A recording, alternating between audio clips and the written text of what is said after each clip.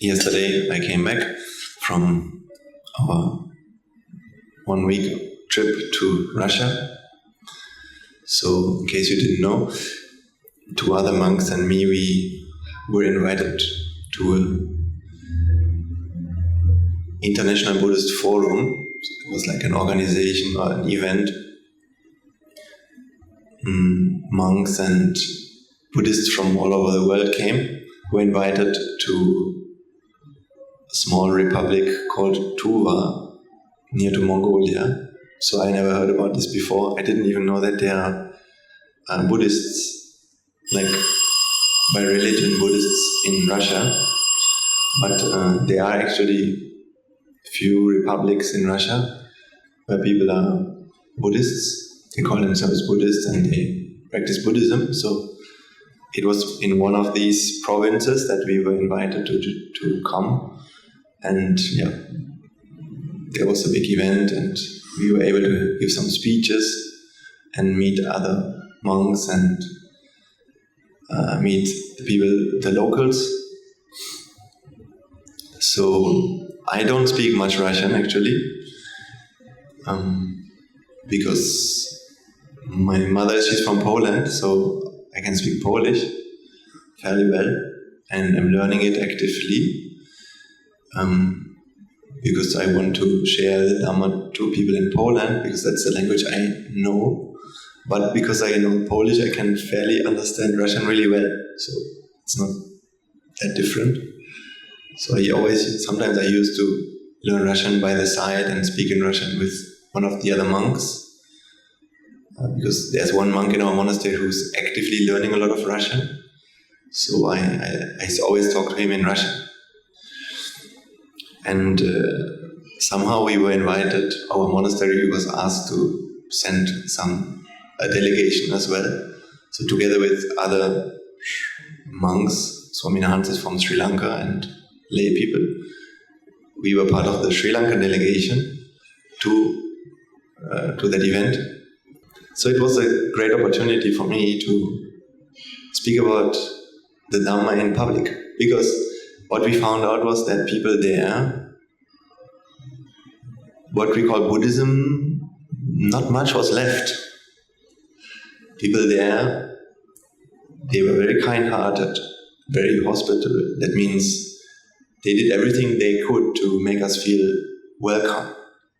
Sometimes they gave us so many gifts and they sing for us. And the opening ceremony was, wow, so much dancing, and they told the whole story, the whole history of the people of Tuva.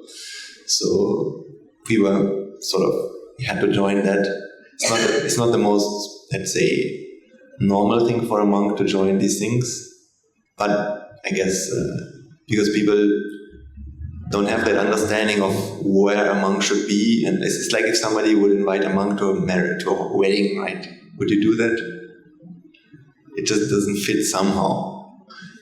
But when you don't have these views about what a monk is and is not, then that's normal for them. So that's fine. So we didn't have any problem with that. We joined these things, and it was simply their way of showing us, making us feel welcome. So we experienced a lot of throat singing as well. I mean, that is in their culture, so it's really nice. Very welcome and very good people. And when it came to the Buddhism that we saw there, then we found out that many people didn't even know anymore about what merits means. That there's such a thing called merits and how you use the Swaminathan, right? You have to use him because he's an opportunity to earn a lot of merits. And it doesn't matter his moral qualities, whether he's a good monk or not. It is not important to earn merits. It doesn't matter because he's representing something, right? So that's one thing. But I think people were so happy because they saw, when they saw us, they saw, wow, these are real monks. They're real means I don't know, they're really practicing something and they're behaving in a very good way. So I think for people to find some hope that actually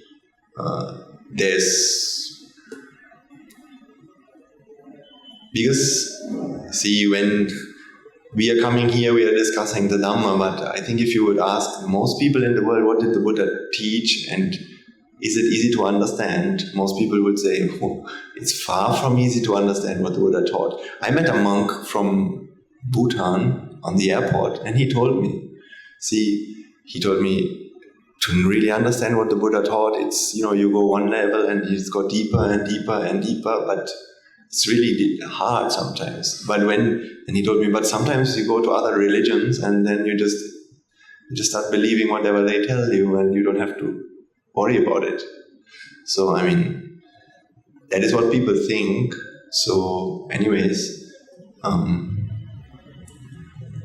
so sometimes people can lose trust in the Buddha when they don't understand the teaching and when they don't even see monks or people who represent the Buddha behaving in a good way, right?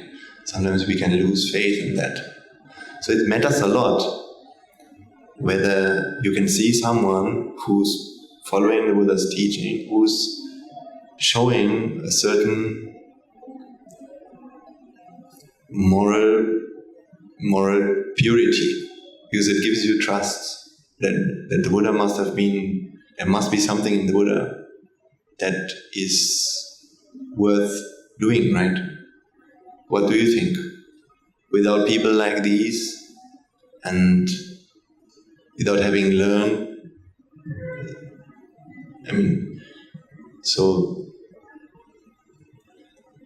and especially I thought what our job was simply to do was to export some of the products that Sri Lanka is producing. And maybe it's not machines that Sri Lanka is producing and not like big know-how, but the thing that we wanted to export was simply the kindness and the generosity and the warmth of the heart. So that is what we wanted to give to the people there. I think that is what Sri Lanka actually can offer to the world. And that's what people felt when they met us. So I think many times we were able to give people hope that there's more to the Buddha's teaching than chantings and prayers and asking for things in return. These are all okay, but this is not really the Buddha's job, to be honest. So I was able to give a speech, at least 15 minutes, about happiness. So I was able to talk about some of the things, the beginnings of what we talked in the past, like that we are all looking for happiness and we always believe it is in the outside world, and then to try and understand how, as much as we look in the outside world, it doesn't seem to be there, because we have to keep looking for it. And as we look for happiness, we start to suffer. So that is basically a very brief summary of Buddha's teachings.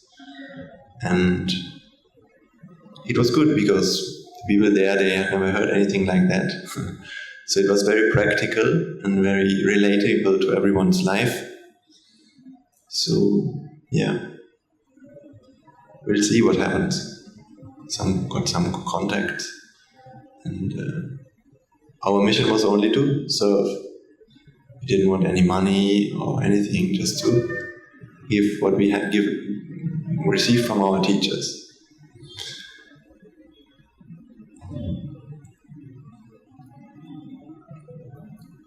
So I'm not sure whether we'll ever have a video about this, or maybe showing some pictures. Maybe once in the future I can show you some pictures of that. But I can't promise, but I'll try to make something happen. Anyways, all the goodness that has happened, people getting hope, people earning merits, people being happy to see monks, and getting trust in the Buddha and following that path, maybe there will be many people who now they wake up in the morning and then they actually sincerely offer a glass of water to the Buddha statue, because they have a hope that if I do this and if I continue practicing this law of work giving, then I will be able to come somewhere. So at the end of the day, of course, without going too deep into the Dhamma, of course the main point of what the Buddha's teaching is nothing more than the law of giving, right? So if you have to explain someone what is Buddhism and he has no idea, then the first thing to start is simply the law of giving. So that is something everybody will be able to say, everybody will be able to accept most of the times, because it's there in other religions as well. So that's very easy to relate. So it's a practical application of the law of giving. That is what it has to be, if not anything else. So that what we give is what we get. Constantly reminding us, constantly practicing it. Because it always changes our perspective on life. We will not be able to demand much by practicing this law. We will be able to do what we can do without complaining, right? Not complaining to the government, to the husband, to the children, to the society. And therefore we have the key to our own salvation, to our own happiness, always with us. Isn't it? This is the empowerment. And then the panel I was supposed to talk about was Buddhism and consciousness. So it's actually a big topic. How much can we talk about Buddhism and consciousness? Because the Buddha is simply the one who found out about how the consciousness works, right? And I didn't want to bore the audience. I was speaking to a very normal audience, lay people and people who, not academics, not scholars. So I decided to talk about happiness, but of course, sometimes in here we will go deeper and talk about consciousness much more profoundly. Yesterday I watched Bakulatero's sermon last week. He talked about very nice parts about consciousness. And so I'll try to do this as well today and relate this to your lives and to our lives and what it means as well. Because at the root of all of our problems, your problems and mine, every suffering we experience in our life is always based in not knowing consciousness itself properly, right? That is what we call avidya. Avidya is always when our mind, or when the mind doesn't know what the mind is there to do. When the mind tries to be someone that it is not. When the mind thinks, it's like when a tiger thinks it is an elephant, or when a tiger thinks it's an eagle, then he'll try to fly. So he can try, but he won't be able to. But he can try.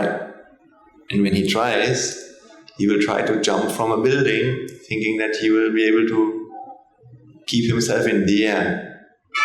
But he can't, because he's a tiger. Right? So a tiger will always do what a tiger does, because a tiger is nature. And this pen will always do what a pen can do. It will never try to be something else. But our mind always tries to be something that it is not. And that's why it suffers. But the pen does not suffer, because the pen doesn't want to be something else than what it is. But in our mind, that is not how it is. So you and me, we suffer. At least sometimes we don't realize, but we do. Because we have desires, expectations, hopes, fears. We still want something in our lives. We still have plans. And there are many things which our happiness depends on. So even though we don't realize, the reason why we can be fairly happy at this moment is because of many causes which are true and many causes which are luckily not true. So there could be many things which could take away your happiness just now, right? There could just be a phone call away. Just a phone call about someone you love who's in the hospital could be take away your happiness for a long time. Just now. But because we are lucky and we are meritorious, it doesn't happen at this moment, which is only thanks to our merits. And before we go into the Dhamma, I think I want to share another small thought. The people we met there, usually I'm in the monastery. I see only people who really practice the path. And then I see people like you who are very keen on advancing spiritually and very, also on a spiritual path. But when I was there, I saw everything that you can see. I didn't see everything, but it was like being back in our lay life. And people used to do all sorts of things, dancing and musicians and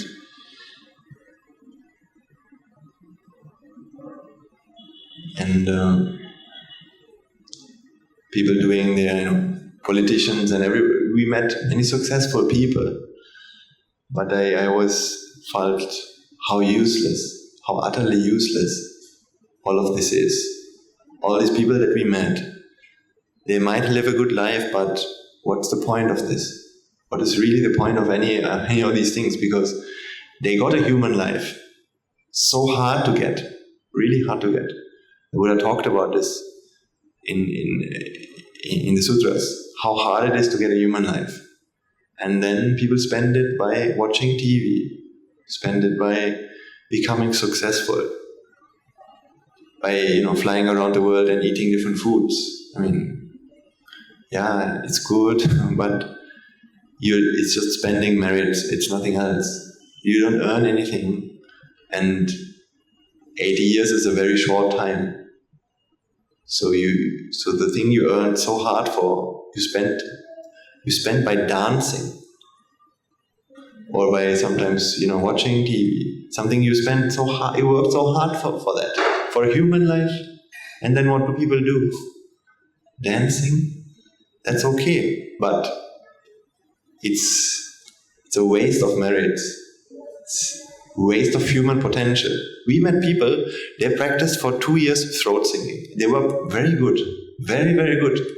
They were excellent throat singers. But what's the point? Now you can do that. So, is that going to bring you any step closer to happiness at the end of the day? How many times have I been a throat singer in my past? A football professional, a politician, right? Many times. So many times. But what has it helped me? I was still born in this life and I lost everything, had to do work for everything again. So there are people who are meritorious because at least they're not poor and they are human. So usually in the monastery I always rejoice when I see a monk, because I think, wow, see, you can be around monks? How rare is that in samsara? But when I was out there, I was thinking, look, they all have a human life, sadhu sadhu. They have a human life. They can attain nibbana. They can do something. They have a capacity to understand, to free themselves from all their suffering once and for all. So I always rejoiced in that. But unfortunately, most of them are completely blind. Completely blind. They don't have merits to know about even the Dhamma and what the Buddha actually taught. So we'll try our best. Hopefully someday they will understand. We never know. So, think about Devadatta. He also had psychic powers, right? There are people in this world today who try really hard to get psychic powers. And when I was on my spiritual journey, I came to Thailand, and there was someone who offered me, do you know? Because I was looking for a teacher in meditation at that time, 2020, and someone came to me and he offered me. So the most sad thing is he came in the disguise of a Buddhist monk. So it was a monk. And well, I don't want to say that. See, I don't know. So anyways, so he offered me, see, if you want, I can teach you how to read people's thoughts. Isn't that something which, if you don't know anything about Buddhism, sometimes people might mistake that this is something that the Buddha this is something the Buddha taught to us. How to read people's thoughts, meditate, and these kind of things. So when I heard these things, I somehow had this feeling that this can't be what it is about. Buddhism can't be about reading people's thoughts. Isn't this just another way for the ego to feel special? If you can do it, and you use it for the right reasons, okay, fine. Because the Buddha could also read people's thoughts. And maybe many other arahants could do the same. But working hard to get this ability, what's the point of that? You're going to get it if you're deserving of it, and you're going to lose it once you're no longer deserving of it and nothing has happened other than that. It's just like in our lives. You learn how to cook, you learn how to play football, you learn how to be good in school, and nothing is going to happen other than that. Nothing more. You can earn some money with it, and you don't feel the suffering which is there within all of us, because you can always do something very quickly so that you don't feel it, but still you have the disease in your mind, and it is constantly there and torturing you. Wantings are constantly with you, and you can't ever satisfy them. And then you're going to die, and then you have consumed your merits, and whatever the merits and demerits, this is the only thing you have actually that's going to be there with you when you die. The merits and demerits. Everything else is so irrelevant. But most of the times people concern only about that. The other things. The pizzas they haven't been able to eat, or the countries they haven't been able to see, right? And whatever else. But people, maybe at the last few moments before they die, they come to their senses and think, maybe I should have done more merits. But now it's too late. So nature won't give you another chance. Nature will look at the facts, and that's all. Nature wanted to give us a lot of chances, but at the end of the day, what matters is what we have done and what we haven't done. Anything else is wishful thinking. So, if I see that how most of, let's say 99.9% of the human population is wasting their life big time. So it's a tragical waste of human potential. Because the other monk used to say, you spent 2 years of learning throat singing, how much merit could you have earned in that time? Actually, you can even see, for example, these days, I'm learning languages. It might be the same thing that I did a few years ago, but now I'm doing it for Nibbana. Actually, I'm learning this language only because I want to use this for a purpose which is very useful. Nibbana is a very beneficial, wholesome purpose. So whatever you do, if you actually do it for Nibbana, that means you're not just telling myself, yeah, I'm doing it for Nibbana, and then you just watch it. I'm looking this TV series just to see how much desire is still in me. Yeah, sometimes that is just, us lying to ourselves. But actually, if you do things for Nibbana, then that's a hugely beneficial thing. But for that, you need to understand the value of it. But then learning languages can be really good, and throat singing can also be really good if you do it for Nibbana. But if you do it just for entertainment purposes, then you're not earning any merits. So even the ceremony which we had in the first day, people were dancing and swaying their flags and showing the whole story, the history of the Tuvan region. And I think most people just sit there and just enjoy that, like a show, like a dance. It's fine. It's just consuming their merits. But when I saw that, I saw the difference between what happened to me now and what was me a few years ago. Because I also enjoyed that. I really enjoyed that show, but not in the same way I used to. Because I saw many, many people in front of me. Why did they do all this singing and dancing? Because of happiness. They all want to be happy. Every single girl, woman in front of me, who dresses herself up in a tight dress, makes her makeup. Doesn't she want to be happy? Why else would she do that? She wants to make others happy and she wants to be happy. Every dancer, everyone is just a mind looking for happiness. In the way that it knows, in the way it has learned. So if our parents and our society told us, for happiness, this is how you should do, this is what you should do, you should learn how to sing, throat sing, you should dance, you should, this and that. And that's what people do, not because they are stupid, not because they are bad, it's just because of what they understand about the world, just like we all always do. So I just saw many people looking for happiness.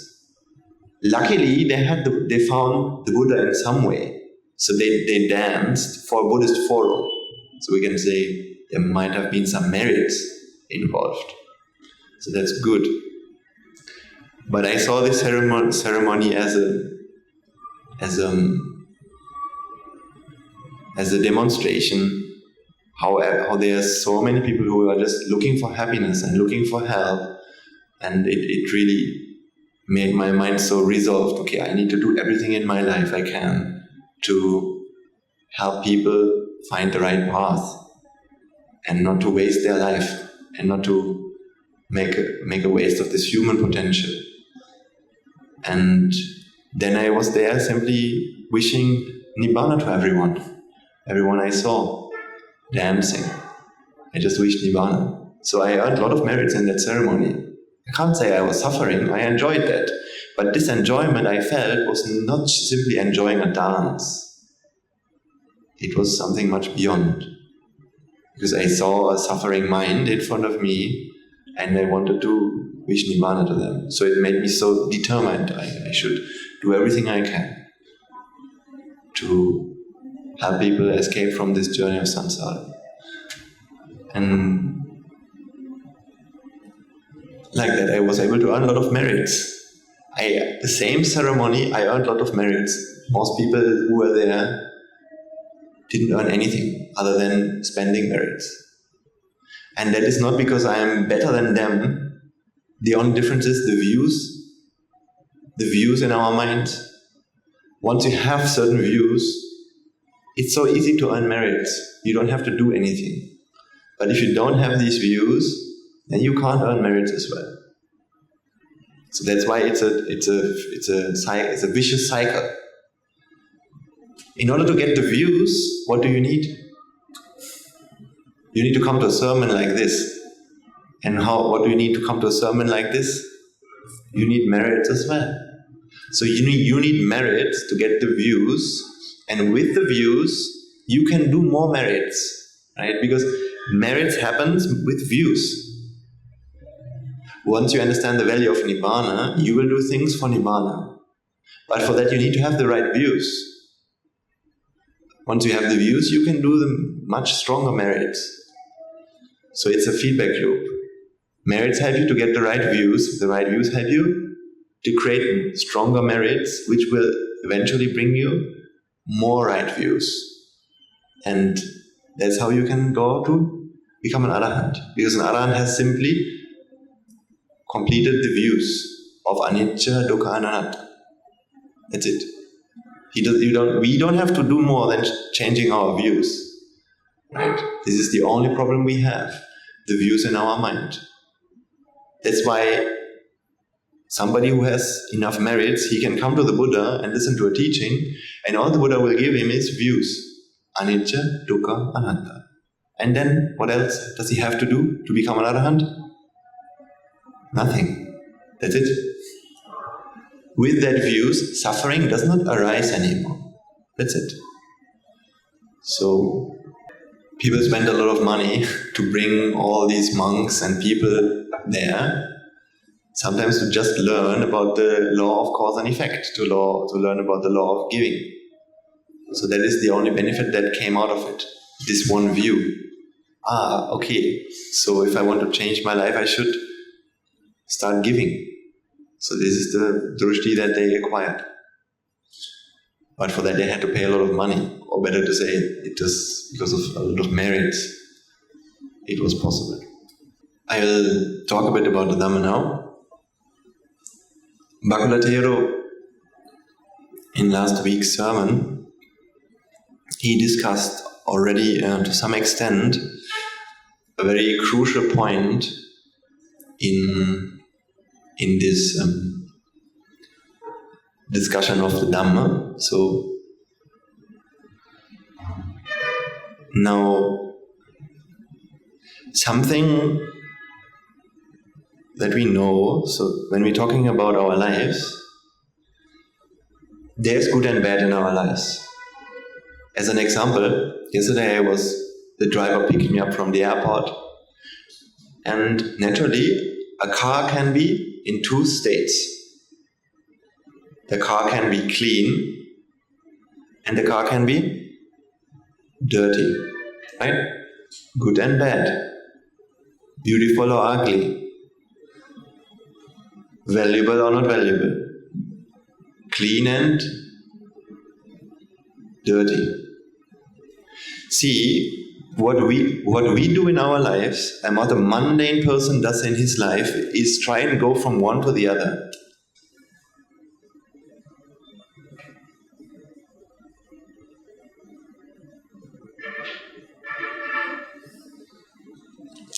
This is only an example, but see, imagine you have a car. Your car can only be in two states, right? Clean or dirty. Now you can take any other example as well, any property you have. Your body can either be in two states. One is called healthy, the other one is called sick. So where do we all want to be? Here, in the clean, healthy part, right? So the same with everything. You know, your relationship can be either running well or running not so well. Again, we have these two states. So what we always try to do is we want to maintain this part. We want a car to be clean. Because when we see a clean car, it pleases us. It makes us happy. Right? The problem with it is, doesn't a clean car has to be maintained? Or is it, when you go and clean your car in a petrol station, or when you take a vacuum cleaner, you make everything nice. you spray some fragrances, and you know, are you done? Now it's clean, you're done? No. When when you have your house and you have to sweep, so you sweep it today and then you're done? No, tomorrow you have to do the same again. Because again, the son or the husband or the dog or the cat, they will run through the house as they like. And if it's not them, then it's going to be the dust that's going to settle on the ground. Or sometimes it will be some water that spills on the floor, or whatever it is. Nature seems to be what happens, right? Nature happens and then it decays. So naturally, it doesn't like to stay in this clean state. So when you have a house and nobody uses it, nobody maintains it, let's say you take a house and people leave it and you just see what happens. In a few years it's going to be ruins or it's going to decay. Right? So it doesn't like to stay in this clean state, and naturally it will go back and it will decay, and so what we have to do is maintain. So we always need to do this, what we call as abhisankara.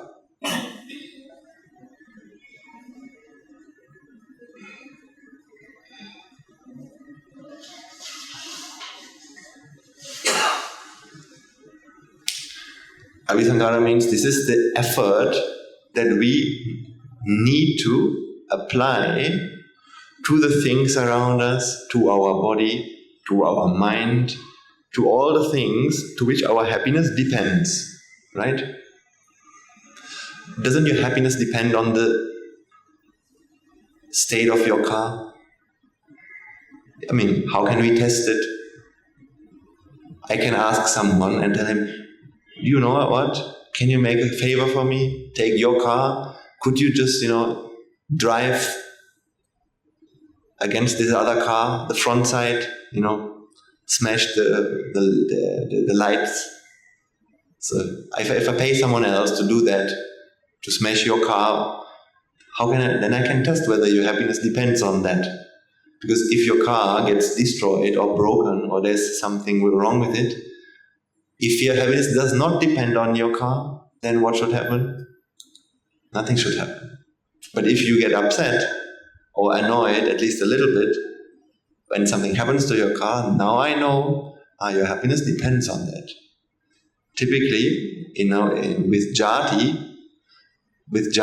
whatever you own and feel that it is yours, whether you like it or not, your happiness will depend on that. So you can't really choose, right? As long as you're not an arahant and you have this condition called jati in your mind, whenever you go to your car, you will feel it is yours, and if something happens to it, you will be annoyed to some extent. The extent can vary, of course. It can be more or less. That depends on the objects and the value you place in that moment. The mind places in that moment. That can be true, but generally speaking, your happiness depends on that. So we always have to do this effort, whether it's about our car or the relationships we have or even the health of our children, the objects we own, our own mind, and our reputation in society. All these things you have to maintain, because even the reputation in society is. See, there are people in this world whose happiness depends on the reputation they have in society, whether people like them or not, whether people talk about them or not. See, isn't that something you have to maintain as well? Because people talk about you. Let's say if you're an artist and you sing, you release a CD.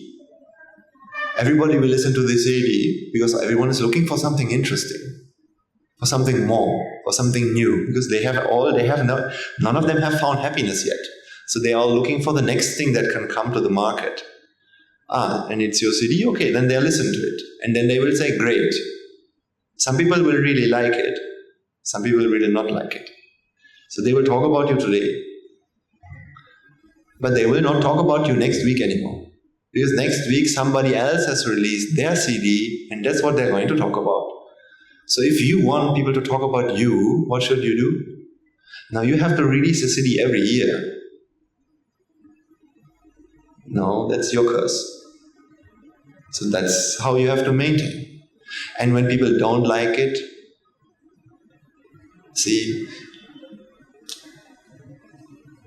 if our happiness depends on whether people like us or not, then that's how sometimes people come into this trap that they start maintaining this, and then there are people who don't like them, and because their happiness depends on whether people like them or not, they now need to suppress other people's voice. That's when we go into the direction of what we call power, right? Power means demerits. So this abhisankar here can be a merit or a demerit, right? So maintaining things can be done with a demeritorious way. I don't like that they are not talking nice about me, so I should tape their mouths. Now that is a demerit. So you can do it, but now you're maintaining your reputation. People think that my reputation is something which can give me so much happiness. This car can give me so much happiness. See how much happiness it gives me when I look at this clean car, when I look at my nice garden. But actually the Buddha tried to explain, everything which you maintain is your suffering. There's nothing that you really maintain which you can be proud of.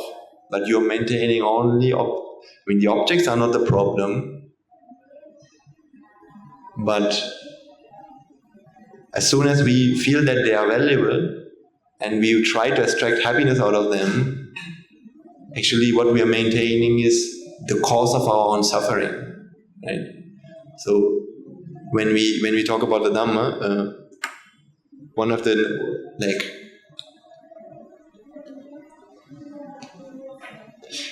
this is how a mundane, normal person thinks.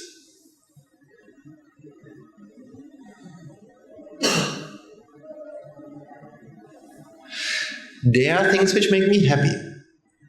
These are the good things. My friends make me happy. My car makes me happy. My computer game makes me happy. My girlfriend makes me happy.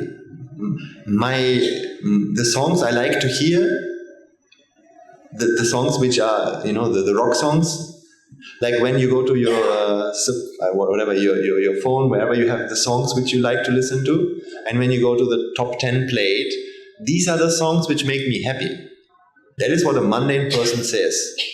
Like the most played songs on your phone, these are the things which make me happy. So these are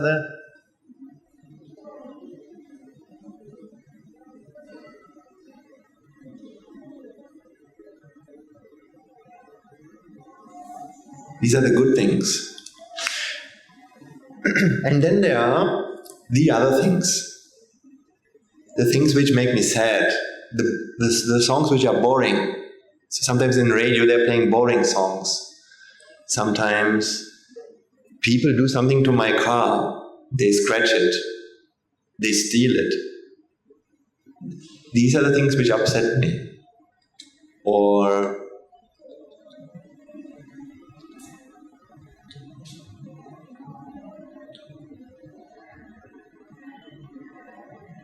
my enemies. In people in school, right? In school you have your friends and you have the people who don't like you, or maybe who bully you, or people who, these are the two things. So these are the ones who make me sad, so I don't like them.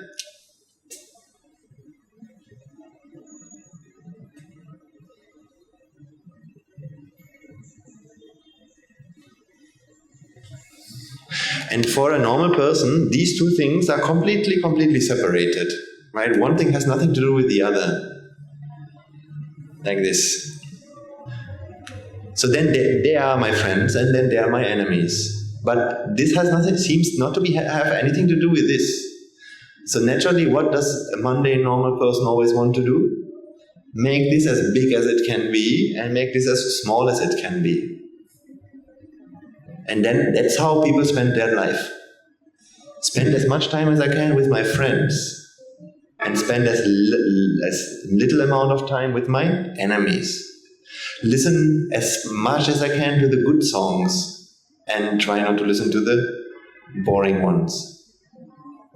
Find more interesting songs, find more interesting people, find more interesting food, find all the sight, sound, smell, taste, touch, you can take it on all these things. Good. The problem is this. Now we come to the Buddha. So now we have to be really careful in understanding what the Buddha taught, because what the Buddha taught to talk is not the message for the masses, unfortunately. At least this deeper message is not something every person will immediately like to hear as well as agree with, because it goes against our intuition. First of all, we have to understand sadness and happiness is very much connected, right? Because wherever you find a friend, you find an enemy as well. As much as you make one person your friend, you make another thing your enemy. These things are created in our mind, right? Wherever there's love, there is hate. You can't have love alone. If there's a person who loves a lot, then you can rest assured that one thing also happens in his mind. He hates a lot as well. Because as much as there's love, there will be hate. So the love I'm talking now is this tanha love, attachment love. That kind of love comes with hate automatically. Because if there's something you love, as in if you love this, then you'll hate not having this. Right? So therefore, loving one means hating not to have it. Which means now there are people in situations which can take away the thing you love, and that becomes the object of your hate. But you can't hate. Can you hate something without there being a love?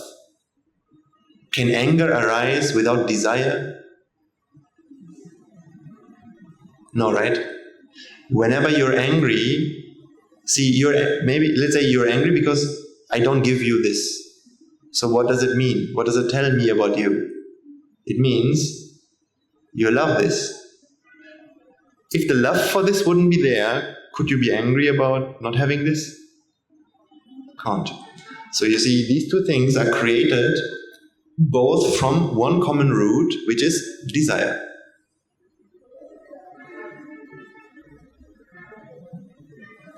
Or attachment. Both is created from desire and attachment. Now people think that desire is something good. In other words, the more time I spend with happy things, that'll be something which will going to make me happy eventually. Associating myself with this is going to make me happy eventually. And trying not to associate me from this is going to something I have to do, but if I can remove all of these things from my life, then I can finally be happy. But has anyone ever achieved that? No. Still, haven't you tried your whole life to get rid of the things you don't like? Still, you're trying to do that. Do you think you're ever going to finish getting rid of this? No, right? So you can see what the Buddha tried to say is that the reason for these things are these. The reason that you have things in your life which make you sad is because you have things in your life which make you happy. And then when we go another step further, now we need to understand if the happiness that you see or seek from the objects does not exist in the objects at all, because these are just experiences, there's no such thing called good or bad, then that's like a dog trying to chew a bone without meat. See, the Buddha gave this very nice example in the Girimananda Sutra where he said, Sabba Sankhara, I can't get the Pali word completely, it must be something. So one of the words was Jigujjati and Hariyati or something like that. Harayati, Jigujjati. So what he wanted to say is that, see, when a dog gets a bone, is there any meat on the bone? There's no meat at all. So can you ever find, what's the point of chewing a bone without meat? Is it useful or useless? Useless. But what can happen is that if the dog starts chewing on this bone, what will happen is that he will start to chew on it long enough, and then his gum inside his mouth starts bleeding. Right? He starts bleeding from within. Actually, he has created a pain onto himself. His mouth starts bleeding. So he actually inflicted pain to himself. But when his mouth starts bleeding, he will taste his own blood. And then he might mistake that by chewing the bone, he got actually some taste, some meat came out of the bone. But all he's tasting is actually simply his own blood. Not the bone, not the meat. Right? See, imagine a dog chewing a bone and chewing so hard that he starts bleeding and thinking that he's actually tasting meat. Then he's chewing more and more and more, but what he's doing is he's just ruining his own gum. And he's tasting his own blood. He's not tasting any meat.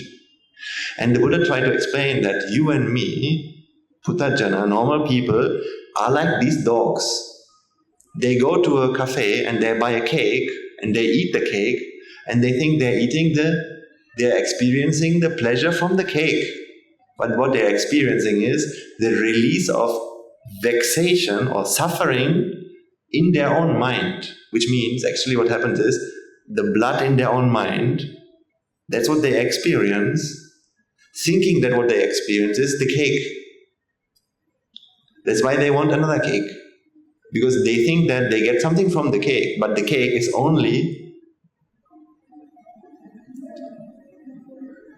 looks like it is essenceful. It looks like pleasure is in the cake, taste is in the cake, right?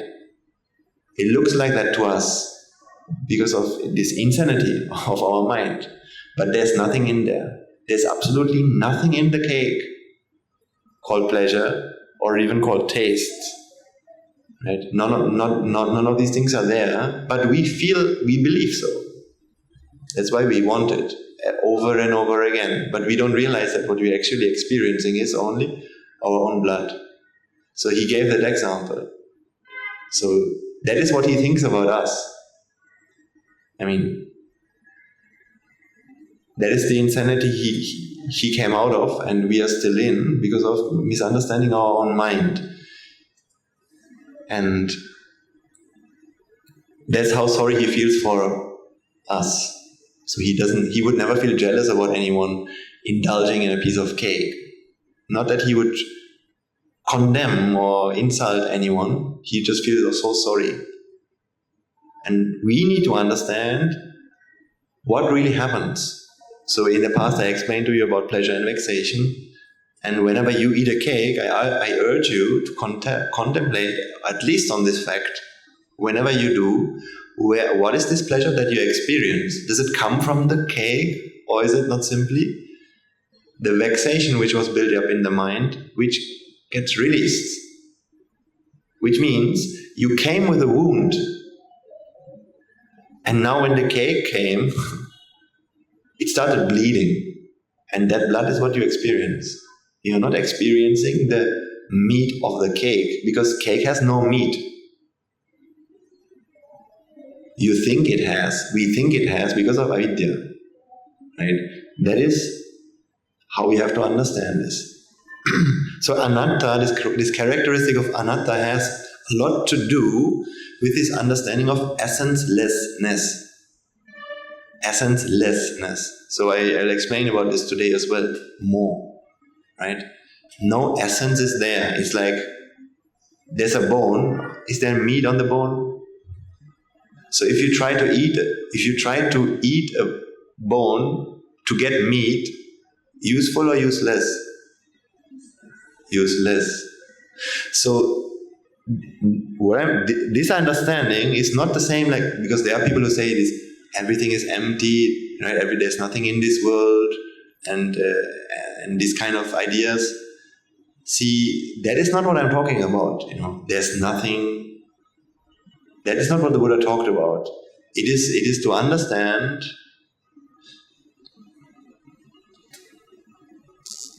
not that there's nothing, but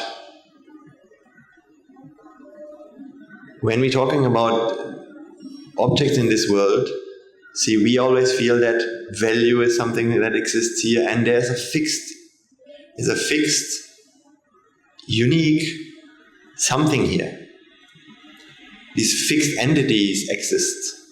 This is what we always feel. There's a unique pen in here. This is not an aggregation of causes, but there is an entity called pen somewhere exists, something special. And this is where we're going to continue more about, because whenever you see, for example, whenever you're eating a cake, when you look at the cake, don't you already have this feeling that taste is there in front of you? That's why you want to eat it. So you look at it and already your mouth starts, saliva comes up, and this raga comes, this desire, this wanting. That's why if you're sitting on the table and the cake is in front of you, and then you're smelling it, and that makes it even harder, because now you really want to eat it. Because the more you have the smell, it makes it really difficult not to start. But what about, sometimes you have to wait for other people, and they have to go to the washroom, so now you have to wait. So that's really hard. Why? Not because your body suffers, because your mind suffers. Why does the mind suffer in that moment? Because it wants to eat the cake. Why does it want to eat the cake? Because it believes that there is a fixed unit called cake in front of me which has a taste. Right? And now the desire can't be stopped. And now we try to understand how the Buddha talked about this and how he made us understand this characteristic of anatta. So to finish this, a mundane person thinks that these lead to happiness. What the Buddha tried to explain is everything you maintain as the things you like, because liking is not the source of happiness, liking is the source of suffering. That means everything we have which we like, therein, in the liking, we find suffering.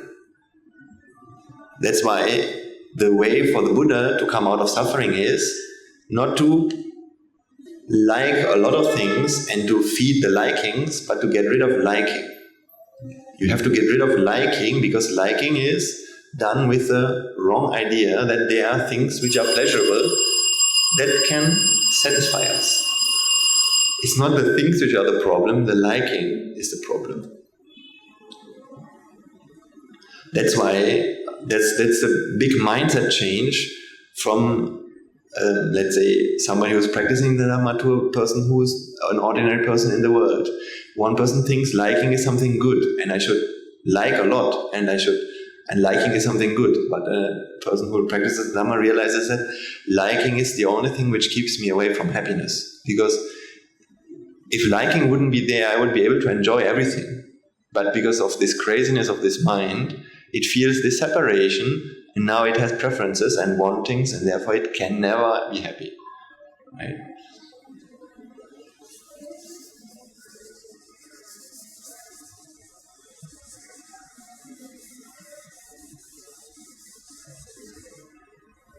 So, see, when you're going to a car and you see it's clean, or you see it's dirty, I want to ask you this question. Show me where it's dirty. Show me the dirtiness. See, how can you make a car dirty? Let's take an example. How can I make a car dirty? I go to a shop and I buy a Snickers. Sorry, this is advertisement. I buy a chocolate. Then I take, is the chocolate dirty? No. Then I take the chocolate, I go into the car, and I take the chocolate and I smeared on the sofa, on the seat. So what have I smeared on the seat? Dirtiness? Was there dirtiness in my hand? My hand, is it dirty? No. Chocolate dirty? No. No dirtiness is in my hand. So I'm taking chocolate and I'm smearing it on the chair, on the sofa, in the car. Now, when you look at it, what do you see? It's dirty. But I haven't smeared dirtiness. I had no dirtiness in my hand. So then where did the dirtiness come from? Because what I have done is I have taken chocolate and smeared it on your chair, on your seat. Not dirtiness. But now you say it's dirty. See, dirtiness, because now can you show me the dirtiness? Well, you can point somewhere and say, look, that's where it's dirty, but what you're pointing at the chocolate, not at the dirt. Isn't it? So you can either show me the chocolate, that is not dirty, or you can show me the leather of your car, the fabric. That is also not dirty. But can you show me the dirt? You can't. When somebody goes into the toilet with soil, let's say I went with my shoes in the mud, not in the mud, let's say I went with my shoes in the soil in front of in the field. So I have soil on my feet. Now I go to the toilet and the soil drops onto the floor. And now I ask you, is it dirty? Yes, look at the dirt. But you are pointing not at the dirt, you are pointing at the soil. So you can never show me a unit called dirtiness. You can only show me an effect called dirtiness, right? So dirtiness is an effect, it's not a unit.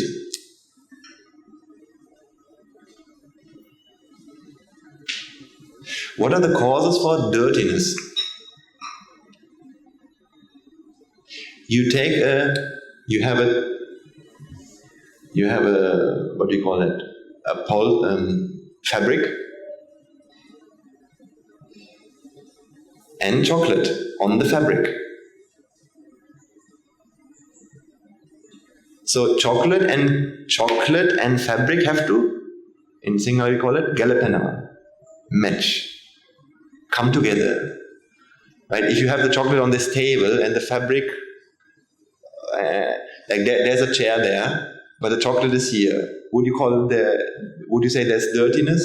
No, but if you take this chocolate and you smear it on that chair, now you would say that's dirty. But this dirtiness is an effect of causes, which is chocolate and fabric coming together. Right? So this is how you have to understand.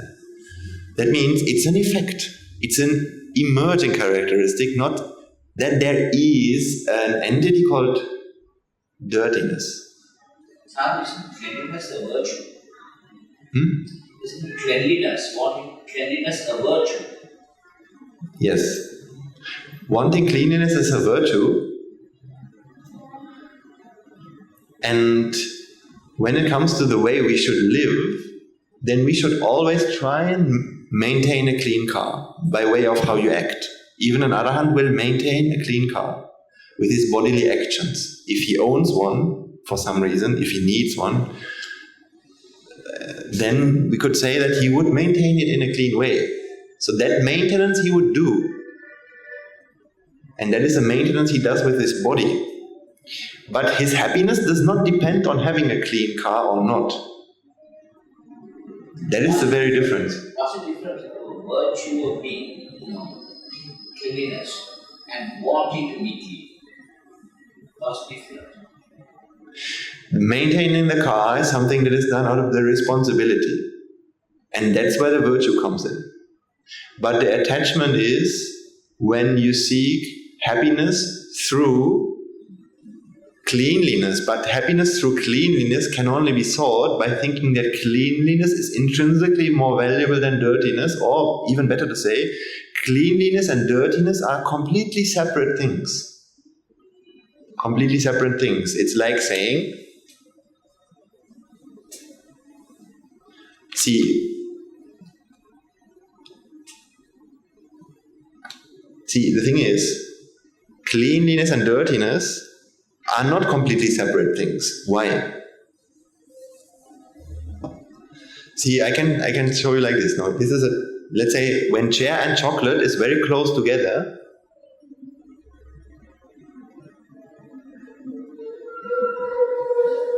Let's say the chocolate is smeared on the chair. Now the effect we perceive is called a dirty chair.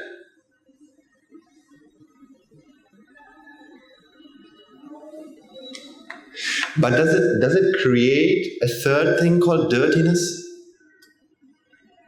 Is there a third thing created from chair and chocolate called dirtiness? No. It's just these two causes in this arrangement. So all you find there, if you zoom into the chair, do you find the dirt? As I said, you can find only chocolate, and that is not dirty, nor can you find, or you see the fabric of the chair, that is also not dirty. So if you zoom in, you wouldn't find any dirtiness, isn't it? When you zoom into the dirtiness, you don't find any dirtiness. That's what Bhakti talked about last week. When you zoom in, you don't find dirtiness. As well as when you zoom into something clean, where do you find the cleanness? Where? When at the end of the day, when you zoom into something, what do you find at the end of the day? Electrons, protons, neutrons. Can they be clean or dirty? No. So then what is this? So can we say that there is a unit called cleanliness or dirtiness anywhere? It's an emerging effect. It's an effect that happens when causes aggregate in a certain way, right? It's not a fixed thing. That's why chocolate and chair in this arrangement we call dirtiness. The effect is called dirtiness, but there is no fixed thing called dirtiness there. That's why the only thing I have to do is I don't have to remove the dirt. People say I need to remove the dirt. But actually, where's the dirt? All you really do is you remove the chocolate. So you rearrange these two causes. You rearrange them, right? You take the chocolate from the chair. How do you do that? Well, maybe you take a piece of fabric, a piece of cloth, you put it in with water, and then you scrap, right? So you take the chocolate from the chair, and you rearrange the causes. That's how you rearrange the causes for cleanliness, which is a virtue. So, yes, you can rearrange the causes to manifest cleanliness. So now, when you take the same causes, chair and chocolate, but you arrange them a different way, let's say, now I take the chair is there and the chocolate here.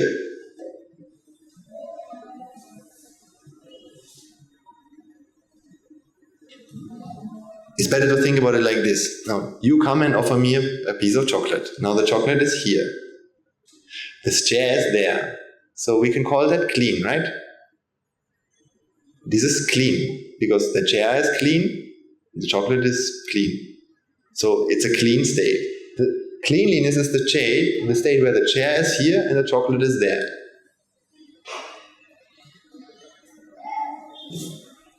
Now what do? I take the chocolate and I smear it onto the chair. Do I have to bring some additional dirtiness? No, I didn't have to bring dirtiness, because when these causes are arranged, the resulting effect will be called dirtiness. But I haven't introduced. So all I have done is I took the same causes, chocolate and chair, but now I rearranged them. So where's the cleanliness gone? The cleanliness which was there before? Have I thrown it out? So before I take the chocolate and put it on the chair, I need to take the cleanliness, throw it out, and now I bring the chocolate there, and then I have to call the dirtiness, come, please dirtiness, come and stay here. I don't have to do that. All I do is I rearrange the same causes, and the effect will be different, right? So chair and chocolate like this, effect we call clean, and like this we call dirty. But what we feel is that these are completely separate things. So there's a unit called dirtiness, there's a unit called cleanliness. That's how we feel. Our mind feels like that. But there's no such thing. So actually these are not completely separate things. Just the same causes in a different arrangement. A bit like this.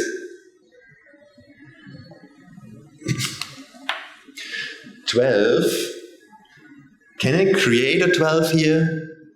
See? What do I need to create a 12? Do I need a 12 to make a 12? No, it's enough if you give me a 1 and a 2. I don't need a 12. If I want to make a 12, what do I need? 1 and 2. Even if I want to make a 21, what do I need? Also 1 and 2. See, with the same causes, I can manifest different effects. Then how can they be completely different? I mean, how can they be intrinsically separate objects? Because, okay, now you would say, Swami says, yes, I agree. You can make a 12 with 1 and 2, and you can make a 21 with 1 and 2, but once they are made, then they are different. That might be the argument you have in your mind. Like, so what have I written down here? A 1. Now I write another number, a 2. Although what I have brought together here was only 1 and 2, don't you feel like at least now there's more than 1 and 2? Now there should be a 12, a third thing here, right? Because if I ask you, how many things are here? We feel that there's more than 1 and 2, that there's something created, a third thing. And then we can say that this is something unique. Otherwise, this is merely the resulting effect of 1 and 2 itself. So there's nothing more than 1 and 2 here. It's just the resulting effect of these two. So this is not done. This happens, right? So how can we test whether there's a 12 here? I mean, a created 12 I'm talking about. Created entity called 12. See, if I remove the 1, I don't remove the 12. I only remove the 1. Then what should still be there? 12 should still be there. Is the 12 still there? Now some people would say, no. There's only a 2. Good. In that case, we have proven that there's no 12. Some people will even feel like, no, the 12 is still there. This is half of a 12. This is half of a 12. Is this half of a 12? Somehow, right? Could be. I'm going to do this. So what is this now? This is half of a 13.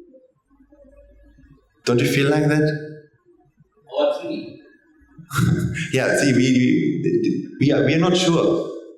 But can you spot this in your mind? Can you spot this tendency sometimes to see half things? See, don't you feel, at least in one way of looking at it, that this is half of a 13? Just like this now, for example.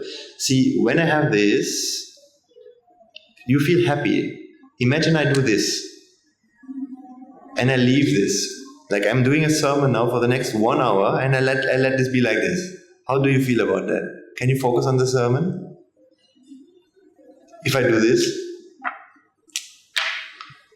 and I give a sermon now for 1 hour, would you not feel bothered by what you see in front of you? Why? Because this is not complete.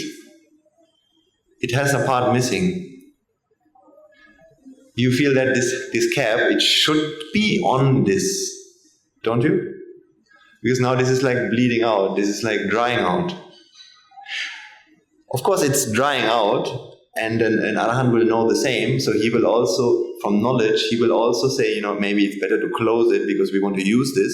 For practical purposes he knows, but he doesn't feel this void in his mind. He doesn't feel that there's something wrong with this, or half. Just as much as when you see this now, this 3 here, don't you feel that this is the 3 that was there with the 13? This 3 belongs to the 13? Or better to say, this is half of the 13? Just as much as this is like a pen without a cap. So there's something missing here. It's half. So now you can't enjoy this. You feel this urge to close this. Just as much as if I give you a chance, you would like to write the 1 back here. You would like to write the 1 here again, because now, see, what I'm doing now is, I'm writing this. Finally, it's complete again. Because our mind creates this story. This is a 3 which belongs to the 13, and now the Swaminathan, he has erased the 1. So now it's a half of a 13. So now you say that something is missing here, isn't it? When you look at it right now, you feel something is missing. But I had the same number here at the beginning, and then you were totally happy with it.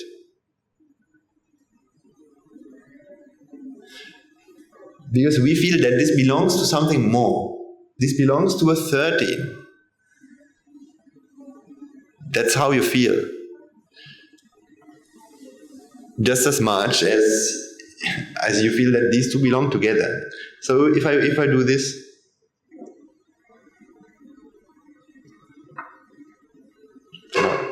now this, I have this here. See, do you feel this? Do you like to see this? No, right? This is not nice to see, because we feel that this clip does not belong to this body.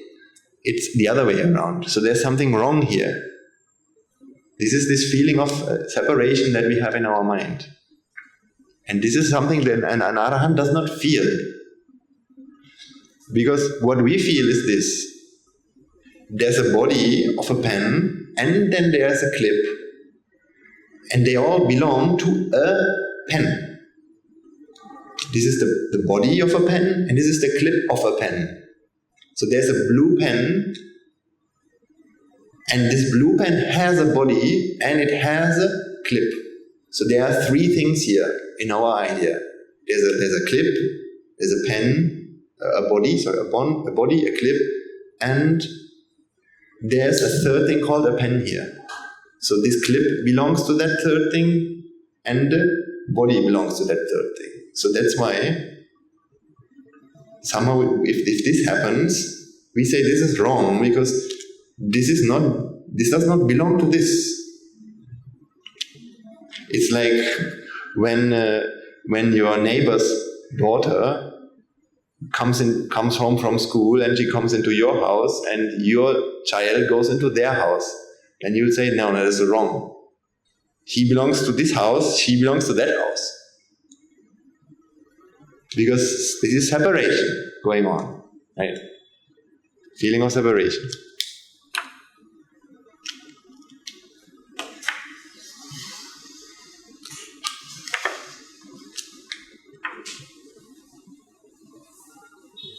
So, the point that we need to understand is that there's no such thing called a fixed creator 21. There's nothing more than the causes. The causes, when they come together, the resulting effect. 21 is merely the resulting effect of the causes. It's not a created third thing. That's why when you remove one of the causes, the effect no longer happens, because it's not created. If it is a third created thing, then from that moment onwards, it doesn't need any causes, right? So, best example is, if I can create a 21, that means the effect is separate from the causes. Let me ask you this question. Is the 21 here separate from the 1 and 2? Can you separate the 21 from the 1 and 2? Do you know what I mean? When I say that? Can you separate the 21 from the 1 and 2? In other words, let me take the 1 and 2, but keep the 21? Can't be done. That means the effect, what is the effect here? 21 can't be separated from the causes, right? So there's not that's this characteristic of anatta. Effects are not separate from the causes. Isn't the effect result of the causes?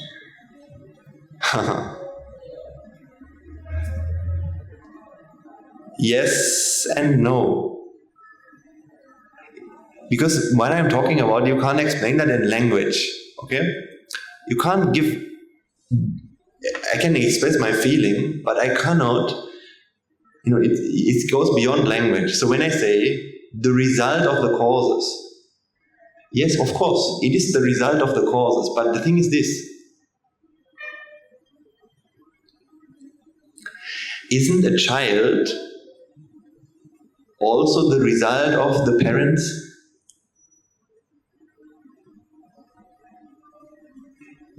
Science thinks about this, so because there are two ways of understanding what you said, right?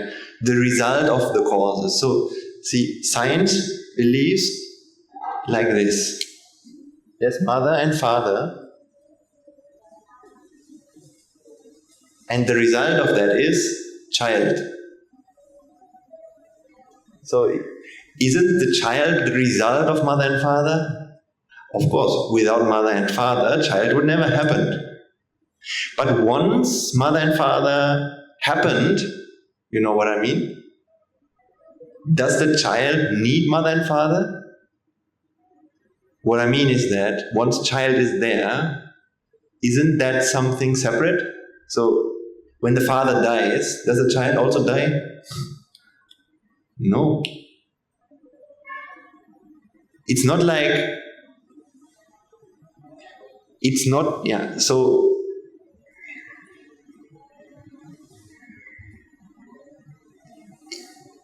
first of all, when the father is no longer there, the child can still exist. And the second thing is that beyond mother and father, there is another child. That is also not true. It's like when two people are dancing, okay? When they are dancing. So imagine two people are dancing.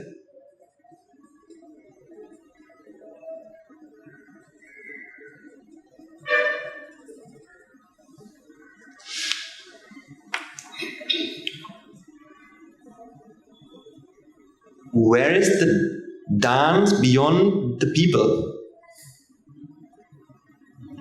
I mean, all that is there are still these two people.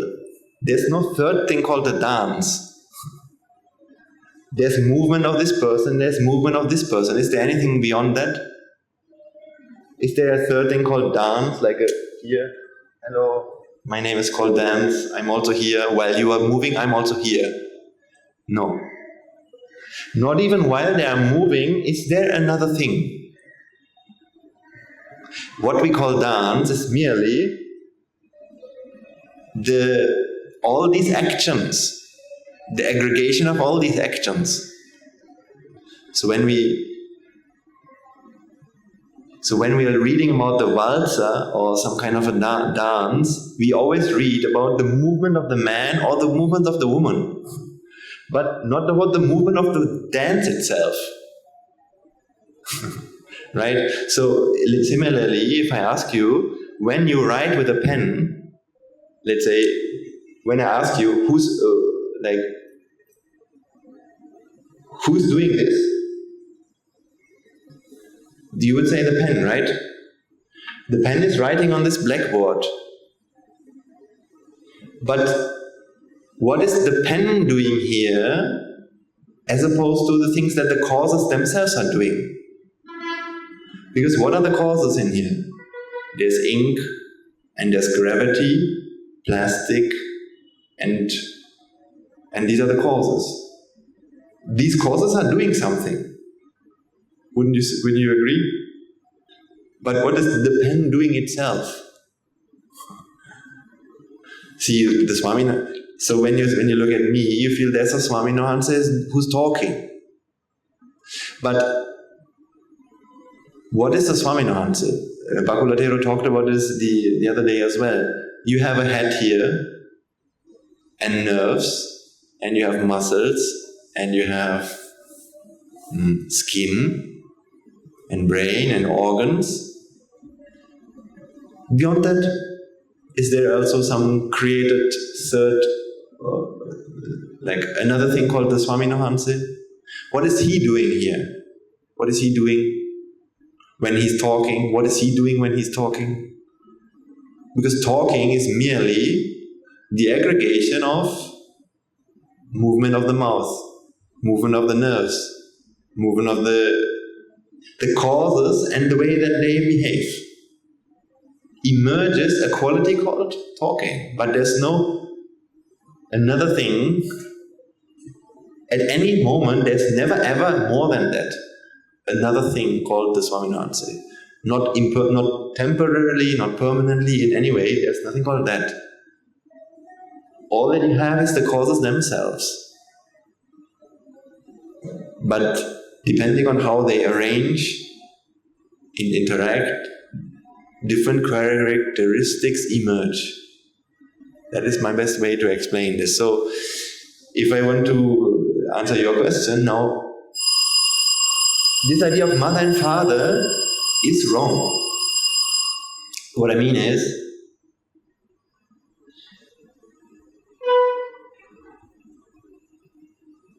when we say something is the result of causes, the way we always feel about the world is that, like in this example of mother and father, right?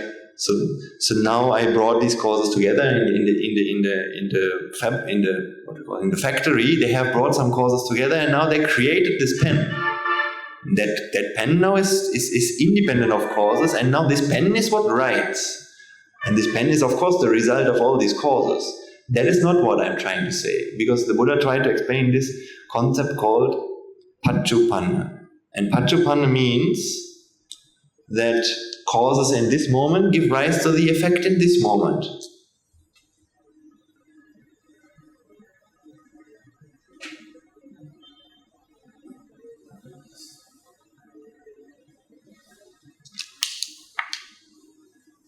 It's all, how should I say? It doesn't happen on the dimension of time. So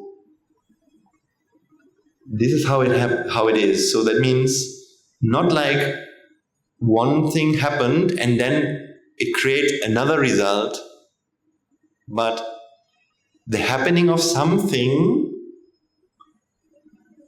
the collective happening of some things manifests the result. So a good example is this this example of, right now when I look at you, I can see you very clearly, very sharply. Is it something created to see you very clearly? Sometimes people will say, wearing glasses helps you to see clearly. And that is true. And that is also, you can misunderstand this, right? So, see, this seeing clearly, is that ever something created? So in other words, when I wear, so now I want to see clearly. So then the optician says, no, if you want to see clearly, you should wear glasses because they can help you to see clearly. In other words, now, okay, then I wear them. Now I finally can see clearly. So then I should be able to drop my glasses and see you clearly even after that, right? If the effect is created independent of the causes, at least for a while, I should be able to have the effect without needing the causes, at least for a while. Is it ever something created? No. For seeing clearly to happen in this moment, for me to see clearly right now, what should happen? Light should come, it should fall through the glasses and eyes and nerves and all these things, and the effect of all these causes we call seeing clearly. But has anything been created? No, if I want to see clearly in the next moment, then I need to have, again, causes in that moment. Right? Does that make sense? Never created. Just because you bring causes together in this moment, can you create the effect in the next moment from the causes in this? You can never. That's why we have to maintain always. Right? You always have to maintain things. If I want to see clearly, I should be very careful that I don't, misplace my glasses, because it's never created. Not even for a moment. Was it created for causes which resulted in the past in having a glasses for it to go into the present and the future? Like, for this... The result of the past, there were causes which resulted in getting respect for us, which now would be the result, but would have been the result of the past cause. I mean, this can be very complicated if you don't focus on the essential points, but your question is good. What we just need to understand is that for this effect, right now, there's an effect called seeing clearly, and for this effect to come to be, many causes have contributed, and that means they must actively contribute. These glasses, there was a light ray which came into this. There was a light ray. There was an active contribution of these glasses, active contribution of many parts, and this effect called seeing clearly manifested. But that is not created. In other words, if I want, that means, can I really ask the question now, is there any sort of security I have about how long this is going to be there? If I want to have this effect again, I need new causes again. And all of these causes should be there. So I can never create something independent of the causes and have it and something like that. The causes has to actively contribute. That is the thing you have to understand. An effect is always the resultant of all of the causes actively contributing, or let's say actively contributing can also be misunderstood, but let's say they need to contribute. But in our understanding, see, once the child has been born, does the mother and father need to actively contribute? They don't. Because child has its own independent existence, right? That's why there's a difference between if something has its own independent existence or if something is only a dependent origination. Paticca samuppada, dependently originated. It's a very different. Dependently originated means emerging. There's no independent existence. This cleanliness and dirtiness are not independently inherent entities, only emerging characteristics. Right? The best way to understand this is in this example, and we understand that scientists understand this really well. That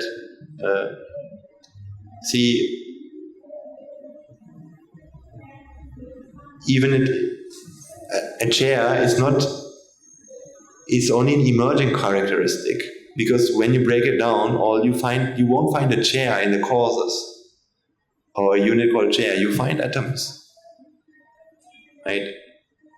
That means from the same causes you can create a chair or a table. You're not creating, but manifesting.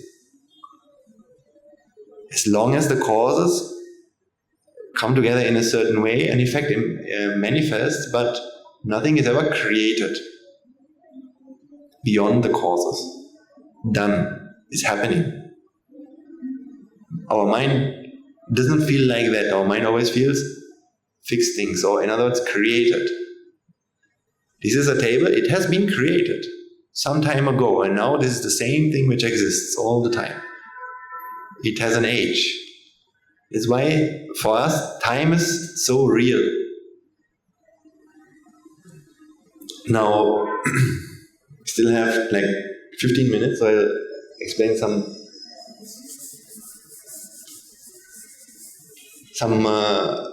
little bit more example.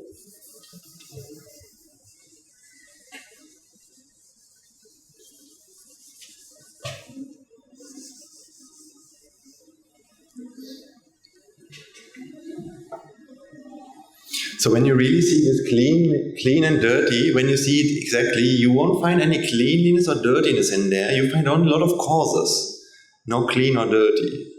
The same causes, but just arranged in a different way. So then, once you see that, then there's actually no difference between these two things. No real difference exists. It's the same thing, only differently arranged. Now, see, when we're talking about this cause and effect,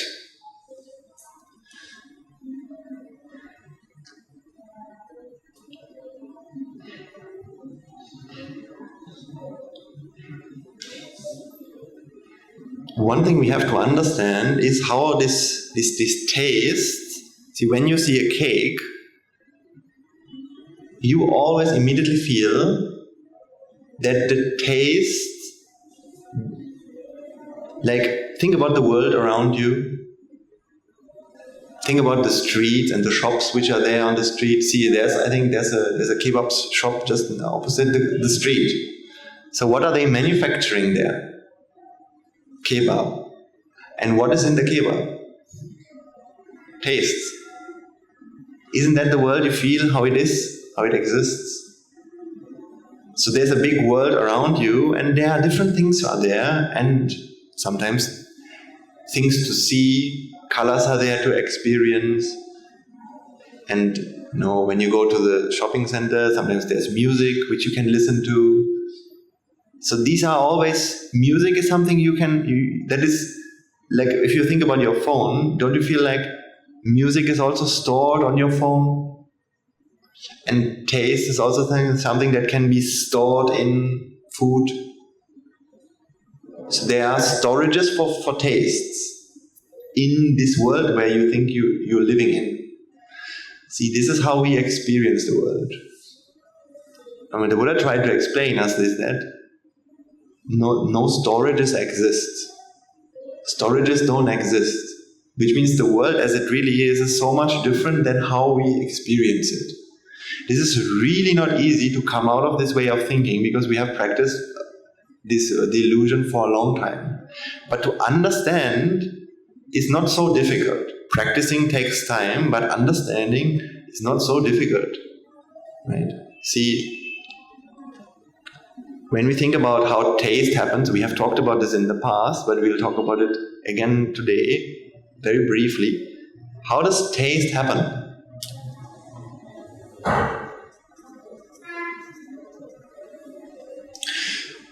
We always think that when I put something on my tongue that has a taste, so this is how we think it happens. There's a food, let's say there's a kebab.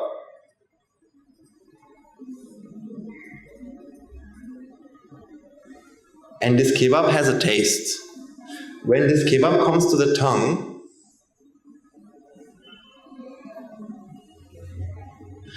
although the kebab never comes to the mind, so the kebab goes to the stomach, but what does it drop onto the tongue? Taste. So that thing is dropped onto the tongue, and then it moves.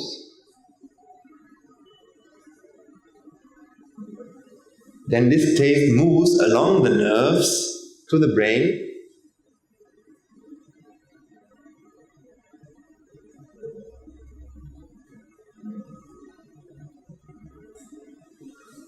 So the taste moves here, then it moves here to the taste center. Then the taste center takes the taste, sends it to the mind.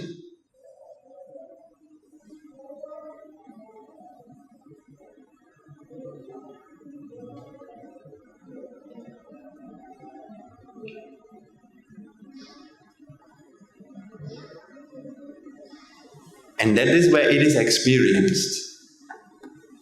That's how we feel. Wouldn't you agree with me?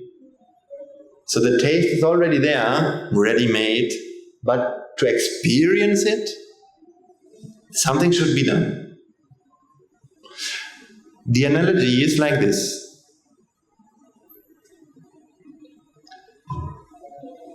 This clap, is it ready-made already? Is it already in this hand? And now, so the taste is, so that the clap is already here, but to hear it, we still have to do something. So, is there a clap in this hand? How does this hand sound like? See, how can we prove that this taste does not travel all around here? See, imagine it is true that taste is in the kebab and it is dropped on the tongue. Then it travels through this nerve. Okay? So what moves along this nerve is taste. Now if I take this same nerve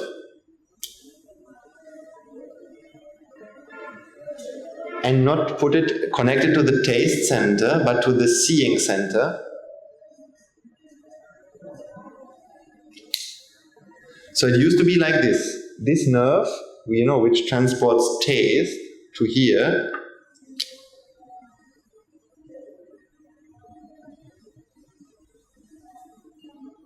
now we just the final ending part, we just redirect it. So we say no. You are not supposed to go to that center. Go here. So the product that is being delivered has not changed. Taste is still coming and coming, but it's not going to here, it's going there. So by connecting the same nerve to another part of the brain, actually we should still be able to taste. Because what's being produced, what's being delivered are tastes. But when you do that, what will happen? Will you taste? You will see colors. So the moment you put a kebab onto your tongue, you see red.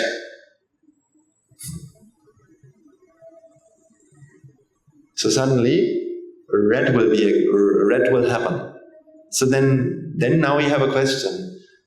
Then was it red which traveled all along? Did red travel all along this path? Or sometimes if you connect this nerve to the hearing center, you will probably hear a sound. So then what traveled really here? Was it the sound, or was it a color, or was it a taste? See, it doesn't make sense, right? None of these things could have traveled here. This cannot travel. Taste is just like this clap. The clap was not already there somewhere to come out. It's the resulting effect of the causes that come together. So this hand and this hand, when they come together, a result happens. The result is not in any of the causes. It's merely the result of these causes, a manifestation of these causes. So in other words, taste, so the Buddha explained taste in a very nice way. He said, taste happens in a chitta. So the first place where taste happens is in the mind. Just as much as when you make a fire, the first place where you see the fire is in your fireplace. It's not in the wood, right? You don't take the fire out of your firewood storage, or the fire is not in your gas container, right? So taste happens in the mind, in a chitta. And the Buddha called this taste is actually the first part of this process of the mind, called rupa. So rupa, so when we're talking about the world we experience, what we can experience are only colors and sounds and taste and smells and touch and ideas, right? Ideas, love is an idea, communism, capitalism, these are ideas which we can think about, but these are also mental objects. But can you find communism in the outside world? That's why we have social sciences and natural sciences, because in physics we are studying the world out there, and you can talk about electrons and protons, but you can't talk about communism or love. If you ask a physicist about love, he will say, what are you talking about? I don't know what you mean. Electrons, there's nothing called love in electrons. Electrons are what the outside world has. But the mind's world, the mental world, is not the outside world. The mental world is colors, the mental world is sound, the mental world is taste, touch, and ideas. But beyond the mental world, these things don't exist. So love is not something you can ever find in the outside world. Taste is not something you can find in a kebab or in anything on the outside, because the first moment that they are appearing is in your own mind. See, this is really profound. And you're very meritorious to have even this chance to listen to this, because the whole world is blind and think that these things exist in the outside world. Taste is something that I can buy in the shop. But when you come and when you start understanding that these are not things which are ready-made products, but these are effects, then actually you'll be able to realize and come out of all these feelings, sensual feelings. Because you can only desire something that is fixed or created, right? Objects is always this idea, whenever we talk, an object is always something where we feel a storage, right? So we always love storages. So when we talk about this like for example, if I show you this, don't you feel like yellow is here? So where's the yellow now? It's still here, right? But you can't see it. So now you believe that there's a yellow duster in this world, outside world, but I can't see it. So I want to see it. But that is a proof that you are not aware of anicca in this moment. Because yellow is not here. There's no yellow here. There's energy here, yes, but there's no yellow here. Because yellow happens in your mind when causes come together. Can you ever talk about an effect when the causes don't align? So for example, the clap which I'm going to clap in 2 minutes, where is it now? Can you say that? No. In other words, right now, yellow happens in your mind because there's an object, light reflected from this object, light came into your eyes, a light ray, and the nerves translated, we don't have to go to the whole story, but lights and eye and nerves and brain, all these causes have contributed, and a yellow rupa manifests in your mind right now. But where did that yellow rupa come from? The yellowness from this object? No, it's a result and effect. So, that means there's nothing yellow here. But when we think that this yellow, there's a source for this yellow, so when we misinterpret this rupa, we feel that this rupa has a source. It's an entity which traveled, which was brought from somewhere. And now we love the source, or the owner, or the producer, which is this. Right? So whenever you taste, when you eat food, see, the problem is not that you experience taste, because even an arahant experiences taste. What happens in your mind, in our mind, when we are not, when we don't understand the Dhamma, is we start loving food for the taste. So we start to have this idea that there's a food. The chicken is really tasty. And the chicken is really tasty. Now you feel the taste has a source. The source is the chicken. So because you love the taste, you love the owner. So you want the chicken. Because that is what you believe is the source of the taste. But the Buddha tried to explain, taste is one, chicken is another. Taste has no source. Then you can't love something. So the attachment cannot grow when you realize that the taste has no source. It doesn't come from anywhere.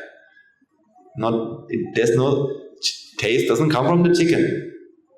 And to prove you this point in another way, is a really nice example I came up last week. See this rupa, the Buddha explained there are 3 causes for this rupa.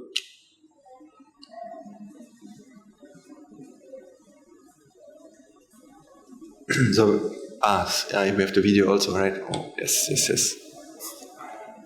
Okay, now I will explain you this point. At least a little bit in 5 minutes, then we can go to the video. So, just to touch on this, and if you've heard about this already, we'll talk about it next time. So, rupa is the taste. So the Buddha gave some causes for this. He said, the causes for taste is vipaka, ahara, nibati lakkana. So we don't have to go into the details of what these terms mean, but let's say I write it down.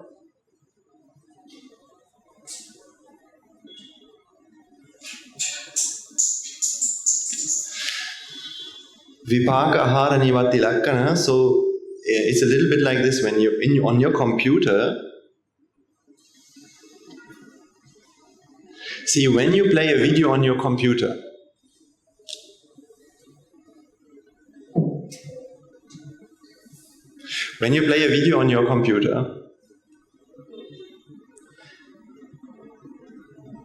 where does that video come from? When you play even a video on your phone or something, like when you play a song on your phone, see, what you see on your screen, it might be a video, but is that video stored on your hard drive, on the I mean, when you go into the physical components of the phone or the computer, do you find a video in there? No, you can't find a song in the hard drive. You find electrons and protons there. So the video is actually also a process, right? When you listen to a song, it's a process. Why? Because there's a the phone is essentially just some physical energy. So we can say a hard drive.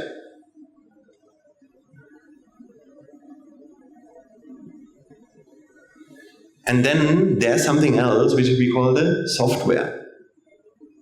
So you know this Windows, Macintosh. So even when we are playing this video right now, see the video that we're going to play, we are so ignorant to believe that the video we're going to show is already stored on the laptop.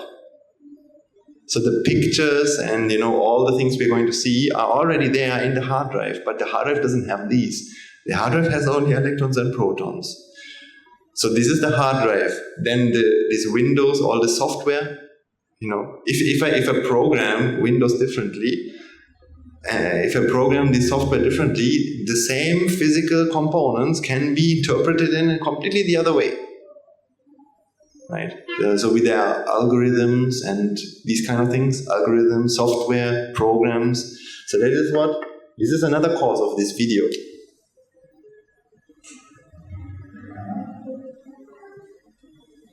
So when these two causes come together, an effect happens. So the video that you see is an effect of these two causes. It's not stored on the laptop. But our mind always feels like, no. Yeah, this taste, it comes from there. So in this case, this is the analogy. I will talk about this more next few weeks. But the idea is when the Buddha talked about taste, Vipaka Ahara Nipatilakkhana, what he means is, Vipaka is the software, consciousness as a software, and Ahara is the physical, the chicken in front of you, that is just a matter of energy, physical energy, electrons and protons. That is one part, plus the software, and the resultant effect is this taste. But we always believe that it's stored in this thing which we have outside. So that is where we have to understand what an effect means, or a nature. Okay, doesn't matter. We talked about these things enough today. Now, we wanted to show you a video.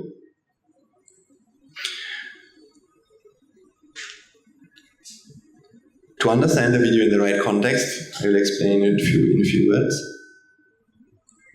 Now,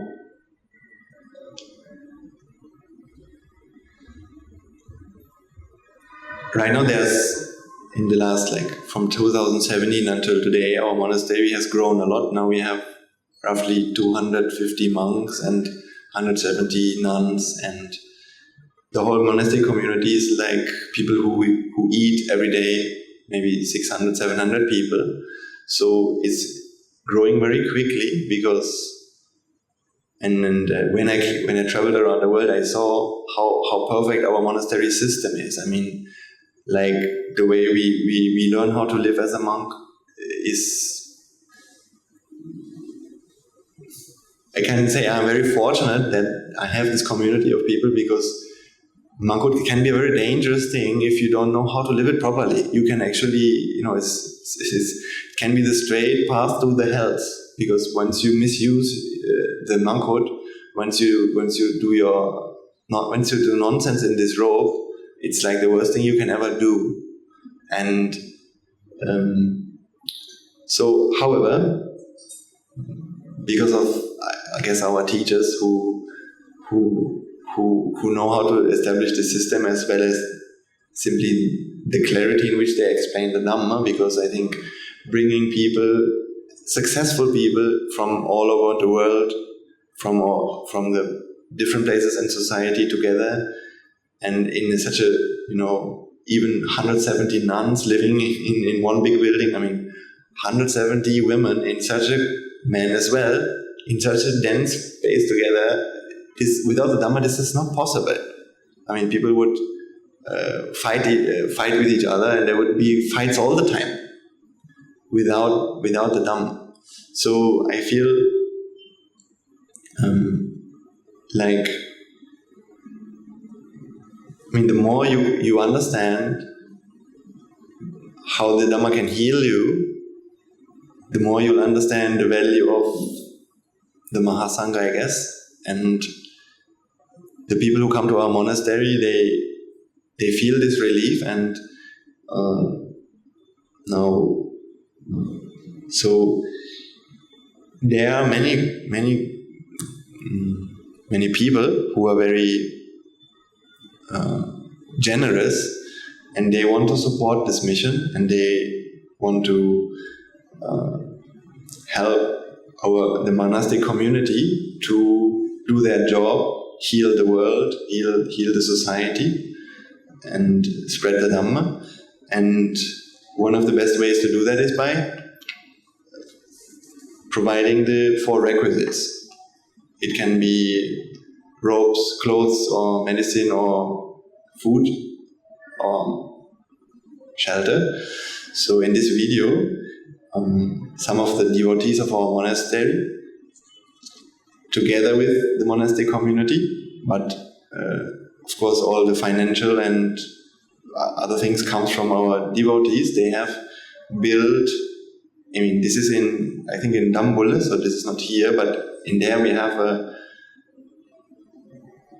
person who is growing a lot of nutrition for the monastery. Actually he has donated his whole land and his whole life to serve, feed the monastic community, and we have built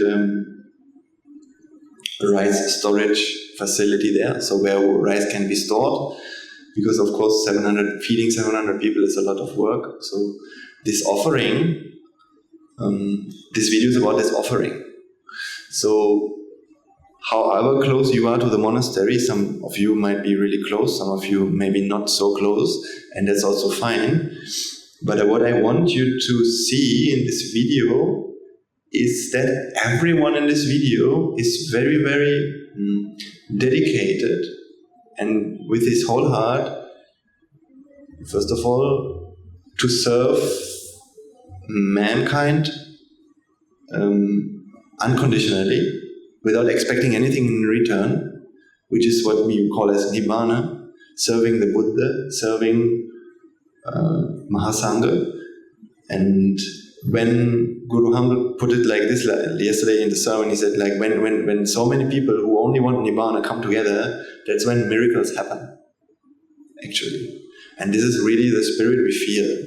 So you can be part of this miracle, and you can be part of this this goodness. So when you see the people in the video, it doesn't matter whether monks or anyone, the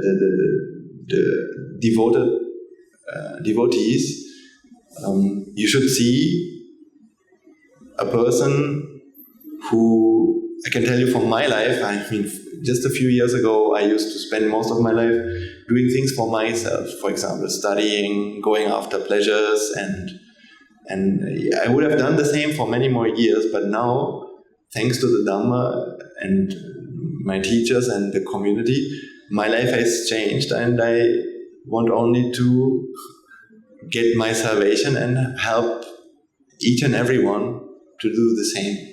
So people in the video will be the same, and I hope that to a certain extent you will be able to relate with that and to feel the value of that. And so whenever we see somebody, like people who want to attain Nibbana, who selflessly help others, so when we can rejoice in that, we can feel happy about that, and we can then we can, we are also part of that. So it's never about what others can do, what I can't do, or anything like that. Just feeling happy about seeing this goodness and selfless service for the Buddha, for the world, and hope that by all these things we all do together, right? You, me, or the monastery, we all, that we can do a lot of good for the world because the world needs it, because of the problem we all have. So I would say it's something like that. Have this in your mind. And then you can also earn a lot of merits by seeing the video alone. Okay, now we can play. So it's a bit long. I think... Anyway, we'll do it. We'll find a way to figure out the time. Okay. Okay. テランさん。